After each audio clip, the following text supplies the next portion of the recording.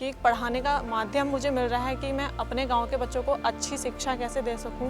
और हमें भी गर्व होता है कि जब हम गांव में जाते हैं तो वो हमसे पूछते हैं। आप आचार्य हैं और आचार्य से आपको अब संच प्रमुख बनना है, तो उसके लिए हमें जगह जगह जाके प्रवास करना। उस घर में अगर 2 दिन भी हम लोग रह ले घर में तो लगता है कि कब हम जाएं घर से और अपने काम करें। नमस्कार, मैं मुकुल द्विवेदी, आप देख रहे हैं एकल भारत।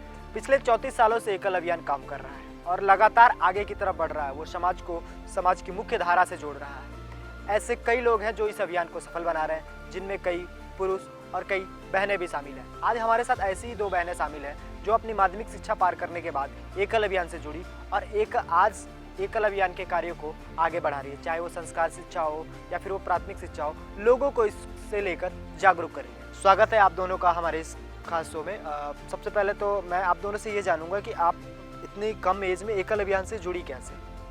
सबसे पहले आप बताएं। मैं पहले से ही जब मैं पढ़ाई करती थी तो अपने वहाँ बच्चों को पढ़ाती थी, तो एक पढ़ाने की तरफ रुझान था।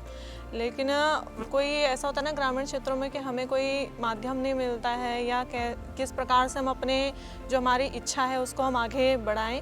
तो एकल अभियान जब हमारे गांव में आया तो हमारे यहाँ जो कार्यकर्ता थे, 2 कार्यकर्ता भाई बहन हमारे गांव में आए और उन्होंने ये कहा कि हमें छोटे बच्चों को पढ़ाना है। तो उस प्रकार से मैं एकल अभियान से जुड़ी थी कि पढ़ाने का माध्यम मुझे मिल रहा है कि मैं अपने गांव के बच्चों को अच्छी शिक्षा कैसे दे सकूं, जो हमने ग्रहण की है वो औरों को कैसे सिखा सकूं। इसीलिए मैं एकल अभियान से इस माध्यम से जुड़ी। एकल अभियान किस साल में आप मैं सन 2014 में एकल अभियान से जुड़ी। 2014 से एकल अभियान से जुड़ी हैं। फाल्गुनी जी, आप कैसे एकल अभियान से जुड़ी? मैं वैसे तो पढ़ाई चल रही थी मेरी, और मेरी बहन, छोटी बहन, वो पहले से ही आचार्य थी।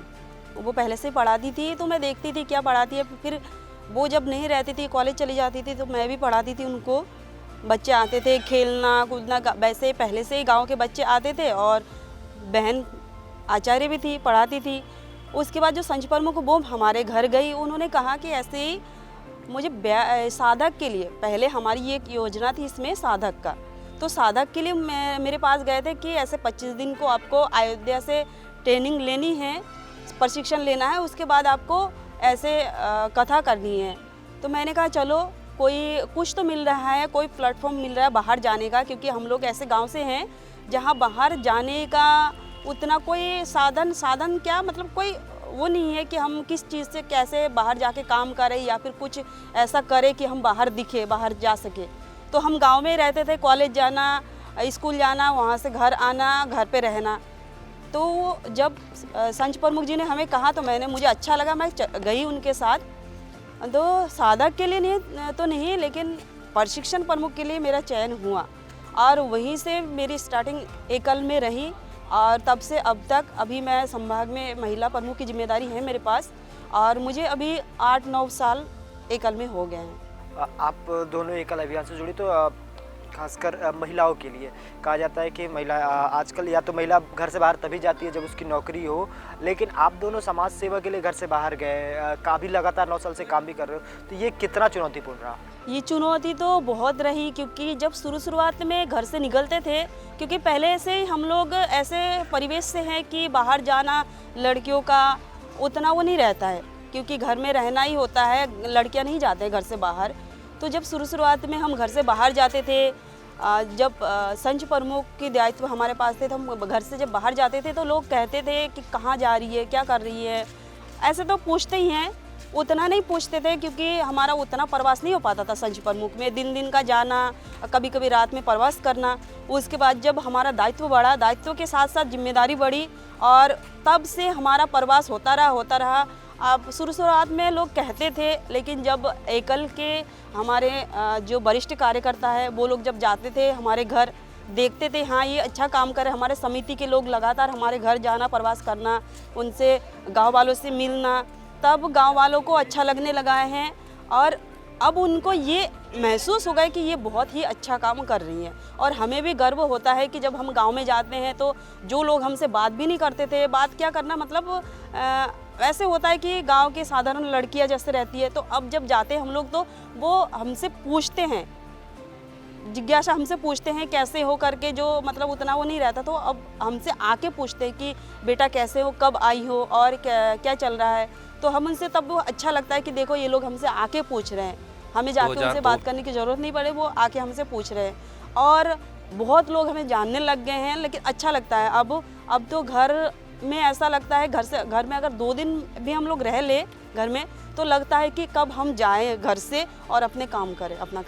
आप जब पहली बार घर से बाहर निकली तो पेरेंट्स ने साथ दिया आपके साथ कि जाओ बेटी तुम अच्छा काम कर रही हो, जाओ? हाँ, जब मैं पहली बार घर से बाहर निकली तो उसमें भी घर का तो हमारा पूरा पहले से ही सपोर्ट था। चाहे किसी भी प्रकार का हमारा काम हो तो घर से हमें पूरा सपोर्ट था, लेकिन अपना जो गांव का माहौल है उसको देख के थोड़ा सा घर वाले घबराए ज़रूर थे कि हमारी बेटी आज तक घर से और गांव से कहीं बाहर नहीं गई है। मैं कभी बाज़ार भी हमको जाना होता था तो अपने घर वालों के साथ ही गए, और पढ़ाई करने के लिए भी गए तो हम गाँव की ही बहनें सारी एक साथ जाती थी और वापस घर आती थी, और उसके अलावा हमारा कभी गाँव से जाना बाहर नहीं हुआ। लेकिन जब ये हुआ कि आप आचार्य हैं और आचार्य से आपको अब संच प्रमुख बनना है, तो संच प्रमुख यानी कि 30 गाँवों को हमें देखना है, 30 आचार्यों को हमें देखना है, तो उसके लिए हमें जगह जगह जाके प्रवास करना। उसके साथ साथ अन्य जगहों पे भी जैसे हम जाते थे तो थोड़ी घबराहट उनके मन में थी, लेकिन फिर हमारे जो वरिष्ठ कार्यकर्ता आए हमारे घर पर, फिर उन्होंने हमारे घर में हमारे माताजी और पिताजी से बात की कि नहीं, इनका हम पूरा ध्यान रखेंगे, संरक्षण करेंगे और कोई भी किसी भी प्रकार की इनको दिक्कत नहीं होगी। तो जो उनको ये बात समझ में आई कि हाँ इतने लोग इनके संरक्षण के लिए हैं तो ज़्यादा दिक्कत की बात नहीं है। जब पहली बार मेरे घर पे मेरे वरिष्ठ कार्यकर्ता मुझे निकालने के लिए आए थे कि आपको संच प्रमुख बनना है, घर पे माताजी पिताजी से बात करने आए थे, तो मेरी माताजी को पता था कि ये ज़्यादा सफ़र करने में इसको बहुत दिक्कत होती है, तो हमारे वरिष्ठ कार्यकर्ताओं से उन्होंने कहा भी कि इसको इतना दूर का क्षेत्र मत देना, कि क्योंकि ये बहुत सफ़र करने में बहुत ज़्यादा इसको दिक्कत होती है। लेकिन धीरे धीरे जब विश्वास बढ़ा तो हर जगह निकलने के लिए अब हम अभी आप दोनों क्या दायित्व संभाले और क्या उसमें क्या कार्य कर रहे हैं आप लोग?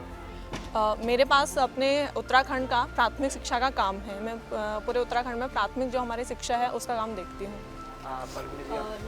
मैं भी पूरे उत्तराखंड में महिला विभाग का जो काम है वो मेरे पास है, अभी महिला विभाग की जिम्मेदारी अभी संभाल रही हूँ। अच्छा, आज उत्तराखंड में जो महिलाओं की स्थिति है, ग्रामीण खासकर ग्रामीण, तो वो कैसी है और वो कितनी चुनौतीपूर्ण है? बहुत, जैसे आपने बोला चुनौतीपूर्ण तो बहुत ही ज़्यादा है, क्योंकि आजकल का माहौल जो सबको पता ही है कैसे चल रहा है।